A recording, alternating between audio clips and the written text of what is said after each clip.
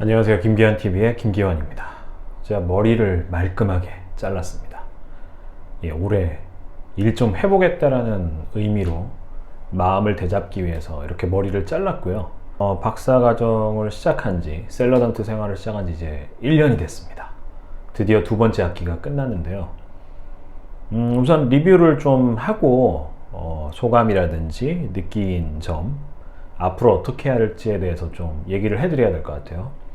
우선 세 과목을 들었습니다. 첫 학기와 똑같이. 그리고 제 인스타그램을 보신 분들은 아시겠지만 학점은 첫 학기처럼 4.5 만점을 받았습니다. 이번에는 솔직히 좀 후하게 받은 것 같아요. 첫 학기는 제가 그만큼 했다고 자부했는데 두 번째 학기 한 과목은 사실 중간과제를 거의 말아먹었는데도 좀 후하게 주셔서 제 양심상 솔직하게 떳떳하지는 좀 못하고요. 세 과목을 뭐뭐 들었는지 좀 간략하게 소개드리면 IP 기술 트렌드, 그리고 지식재산 라이센스 계약, 그리고 지식재산 융합 전략, 이렇게 세 과목을 들었는데 첫 학기 때 세 과목은 사실 특허에 대한 지식재산권 전반에 대한 과목들이었어요. 국내 특허법 중심, 그리고 디자인 특허와 저작권, 상표권 살짝 이제 아우르는 디자인 계통 학생들이 알아야 되는 지식재산에 대한 수업, 그리고 또 하나가 이제 글로벌 특허 수업, 이렇게 해서 이제 특허 지식에 대한 펀드멘탈이 되는 과목을 첫 학기에 주로 들었는데 두 번째 학기에서 이제 특히 두 번째 학기에서 일단 첫 번째 과목 IP 기술 트렌드 같은 경우는 이제 기술 동향이라는 걸 알아야 되잖아요. 그러니까 기술이 어떻게 발전하고 있는지, 특허 동향이라든지 이런 거를 함께 바라볼 수 있는 IP 기술 트렌드. 그래서 각 산업 분야별로 예를 들면 이제 대표적으로 이제 AI라든지 자율주행 자동차 기술이라든지 배터리 기술이라든지 이런 부분들이 어떻게 발전해 나가고 있는지에 대해서 좀 스터디를 할 수 있었고 기술 동향을 좀 꿰을 수 있었고요. 시야가 아무래도 조금은 더 넓어질 수 있는 그런 계기였다고 생각이 들고요. 또 다른 과목 지식재산 라이센스 계약은 제가 개인적으로 특허를 21건 출원하고 이제 몇 건의 등록된 특허 중에서 기술 이전을 해본 경험이 좀 있는데 이게 못 모르고 있었어요. 그러니까 그쪽에서 계약서 주는 대로 그냥 사인하고 돈 준다 그러니까 넙적 사인을 했었는데 라이센스와 라이센시, 그러니까 기술을 특허를 가지고 있는 사람 그리고 이거를 사고자 하는 사람 간의 이제 계약 조건이 어떻게 계약을 해야 되는지, 계약서상에서 어떤 부분들을 다뤄야 되는지, 그리고 어떻게 계약을 하는 것이 나한테 유리한지, 손해를 안 보는지 이런 부분들에 대해서 이제 계약서도 직접 작성을 해보고 전반적인 거를 조금 훑어볼 수 있는 그런 시간이었고, 이 과목은 제 이제 지도 교수님이 또 하셨던 수업이다 보니 제가 이거는 리마인더를 이제 방학 동안 해서 그 계약서 관련된 특허 계약 관련된 이 미니 강의를 또 유튜브에 올릴까 생각을 하고 있습니다. 그리고 마지막으로 이제 지식재산 융합 전략은 첫 학기에 제가 이제 지식재산에 대한 전반적인 것들, 특허, 디자인 특허, 상표권, 저작권 이 네 가지를 어떻게 사업을 할 때 전략적으로 아우를 수가 있는가, 지식재산에 대한 이제 전략을 수립하는 데 있어서 특허권 20년이죠. 디자인 특허도 20년이에요. 근데 이게 끝나고 나서도 저작권으로 어떻게 이거를 설계하냐에 따라서 저작권으로 70년까지 보호를 받을 수도 있고, 그리고 브랜드 파워가 막강하고 내가 이거 사업을 하고 있는 이 아이템이 지속적으로 비즈니스가 일어난다고 하면은 저작권 70년이 아니라 상표권으로도 그 이상 보호를 받을 수 있고, 이거를 이제 어떻게 이 상관관계를 설계하느냐에 따라서 나한테 유리한지 침해를 최대한 방어할 수 있는지 이런 부분에 대해서 좀 살펴봤습니다. 굉장히 뜻깊은 시간이었고 다음 학기가 사실 수업이 더 설레요.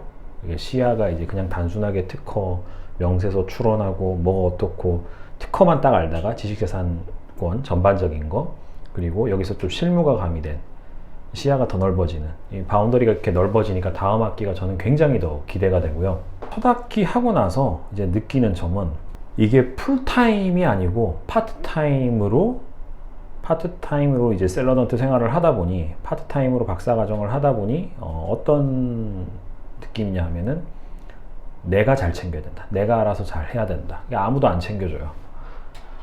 코스웍 하는 것도 그렇고 이제 코스웍 그렇게 끝나고 나서 논문을 써야 되잖아요. 내 연구 분야가 있고 내 주특기 분야가 있어야 되는데 그 부분에서 특히나 아무도 안 챙겨줍니다. 써먹여주는 사람이 없어요. 그래서 내가 정신 바짝 차리고 스케줄 관리, 그리고 공부하는 거, 커리큘럼에 대한 관리, 그 다음에 내 연구 분야를 어떻게 개척할지에 대한 고민을 내 스스로가 중심을 잘 잡고 굉장히 잘해야 된다는 게 더더욱 확고해졌고요. 그렇기 때문에 이 저한테 박사과정 문의, 홍익대 지식재산학과 이 MIP 프로그램에 대해서 문의하시는 분들이 많은데, 이거 학위 받아서 단순히 그냥 학위 받았다 이게 아니라 학위 받아서 어디다가 써먹고 싶으신지, 본인의 커리어에 이 공부한 게 얼마나 어떻게 애드업이 될 수 있는지 이거를 좀 고민을 해보셔야 될 것 같아요. 그리고 나서 이 프로그램에 들어오시는 게 나중에 이제 학위를 받고 공부를 하시는데도 본인한테 도움이 됩니다. 이게 없이 그냥 단순히 이 프로그램 좋아 보여서 뭐 희소성이 있어 보여서 그냥 대학원 자기계발 차원에서 한다 이러면은 죽도 밥도 안 될 가능성이 높습니다. 사실 여기 프로그램 오셔가지고 선배들 중에 그런 분들이 많으세요.